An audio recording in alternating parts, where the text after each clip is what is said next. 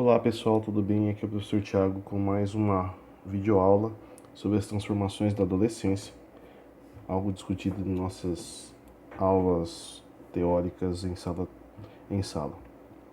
Vamos lá. A adolescência é um período de crescimento e de preparação para o estado adulto, que implica grandes transformações que se iniciaram na puberdade.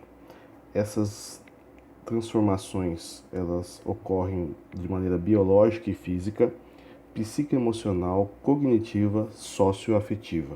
Pela Organização Mundial da Saúde, a adolescência compreende a faixa etária de 12 a 19 anos. Já o Estatuto da Criança e do Adolescente, ela estabelece que é de 12 aos 18 anos. De acordo com Anna Freud, filha do psicanalista Sigmund Freud, é normal que o adolescente se comporte de maneira inconsciente e imprevisível. Lutar contra os seus impulsos e aceitá-los, amar os seus pais e odiá-los, ter vergonha de os assumir perante outros e querer conversar com eles, identificar-se e imitar os outros enquanto procura uma identidade própria. O adolescente é idealista, artístico, generoso e altruísta, como jamais o que será novamente, mas também é o oposto, egoísta, calculista e egocêntrico. Bom, a puberdade ela tem início das transformações físicas, tá? Pelo desenvolvimento sexual e início da capacidade reprodutiva. Os meninos, ela inicia entre 11 e 12 anos e nas meninas inicia de 10 a 11 anos essas transformações, tá? Nos meninos dura de 3 a 4 anos as transformações físicas, tá? E nas meninas de 4 a 6 anos. As transformações físicas nas meninas, tá? Nas mulheres. Tá? A forma do corpo começa a mudar, a cintura fica mais fina, os ossos da bacia alargam-se e os seios crescem. Tá? Há também o desenvolvimento dos órgãos genitais, tá? Que é a vagina, que é o órgão genital feminino, fica mais espessa, começa a ter o aumento do útero, tá? E também a irrigação sanguínea do local. Crescem os pelos das axilas e da região púbica e dá-se a primeira menstruação, chamada de menarca. Já nos meninos, as transformações físicas vêm pelo crescimento de pelos do rosto, das axilas e da região púbica. Também existe a mudança da tonalidade da voz, por conta do crescimento da laringe, chamado pomo de Adão. Dá-se o crescimento dos testículos e do pênis e surgem as primeiras ejaculações. Por que ocorrem essas mudanças?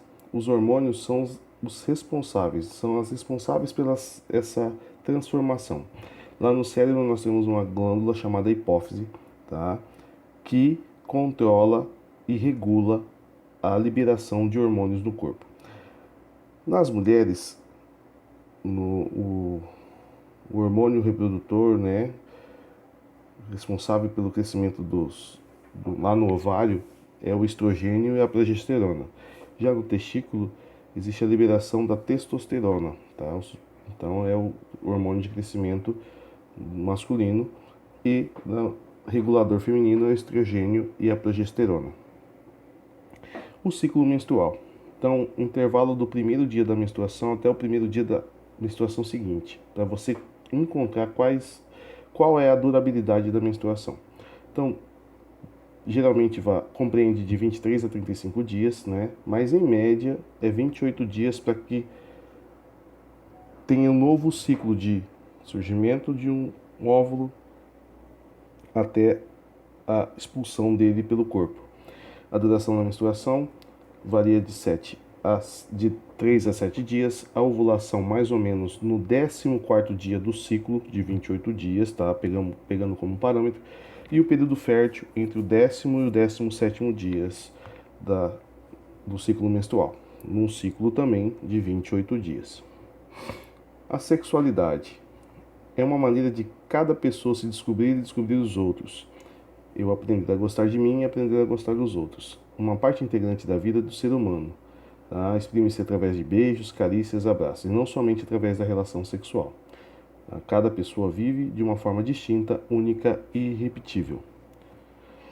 Os métodos contraceptivos. tá?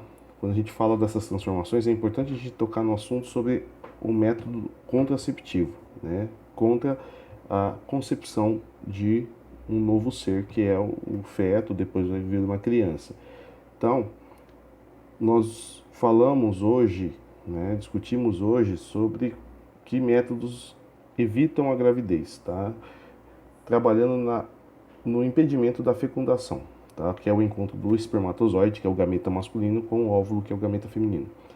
Os mais indicados para os adolescentes, né, para as adolescentes, né, no caso as meninas, a pílula anticoncepcional, e para os meninos o preservativo. A pílula, ela inibe a ovulação, tá? Ela atrofia o endométrio, provoca um espessamento do muco cervical, tá? Mas não protege das DSTs, que são as doenças sexualmente transmissíveis. O preservativo, ele deve ser sempre usado durante a relação sexual e também ser colocado adequadamente, pois ele evita a gravidez, protege das doenças sexualmente transmissíveis e, importante, o preservativo ele não é reutilizável. Utilizou, tem que ser descartado, tá?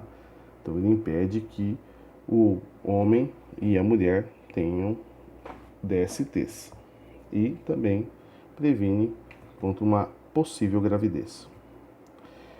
Existe também um método que é o método de contracepção de emergência, chamado de pílula do dia seguinte. Ela pode prevenir a gravidez até 72 horas após uma relação sexual desprotegida, ou se algum desses métodos, seja o anticoncepcional ou a própria camisinha, falhar, tá? Contudo, não deve ser utilizada como método contraceptivo, tá? Uma vez que pode acarretar vários riscos. E antes de optar por este método, deve informar junto ao seu médico. Bom, por que a gente fala desse método de contracepção de emergência, a pílula do dia seguinte? Ele é uma pílula que concentra um nível altíssimo de hormônio para poder expelir, né, acabar com o espermatozoide que encontra no corpo da mulher. Então, ele pode ser usado assim como um método uma vez, só que não pode ser repetido continuamente porque ele não é um método eficaz. DST. O contágio dá-se principalmente por contato sexual. Existem várias, mas a mais temida são a AIDS, né, ou SIDA, que é a síndrome da imunodeficiência adquirida, e a hepatite B. O único método contraceptivo que previne DST é o preservativo, seja ele masculino, tá, e feminino. A gravidez na adolescência, tá? As causas da gravidez na adolescência: a falta de informação, relação casual, tá? Então, o desconhecimento dessas informações acarreta isso. A relação casual, quando você um dia está com uma pessoa, no outro dia está com outra pessoa e acontece, então é uma das causas. Tá? Pressão de um grupo, um grupo que eu pertenço, todos já tiveram um relacionamento, né? Então sofre essa pressão. Também existe a imaginação do que nada pode acontecer, né? Que acha que está imune a esse fato. Também existe o desafio das normas, tá? Então a transgressão da regra, né? Pode ser ela de cunho religioso ou até mesmo da família, então por conta dessa pressão do grupo, ela desafia a autoridade dos responsáveis e faz isso, tá? E esquecer que isso não tem nada a ver com ato de gravidez, mas, gente, consequentemente, não tendo informação, corre o risco de adquirir uma gravidez na adolescência. Essas consequências, tá, geram o abandono escolar, abandono do grupo, aborto e suas consequências, alteração da autoimagem, a modificação por conta da gravidez, ela modifica o corpo. Também traz rupturas familiares, escolares e sociais e também problemas econômicos por conta de ser uma gravidez na adolescência, tá? Então, muitos dos problemas ligados à vivência da sexualidade têm a sua origem na falta de informação e ansiedade daí gerada. A ignorância pode desencadear situações de culpa, medo e de riscos. Portanto, muito cuidado daqui em diante com o falar, o conhecimento, buscar o conhecimento para evitar principalmente as DSTs e a gravidez da adolescência. Um grande abraço a todos. Aproveite para dar aquela curtida, aquele like, compartilha, tá? Segue o canal do professor aí para poder estar dentro dos assuntos relacionados ao conteúdo de vocês. Um grande abraço, até mais.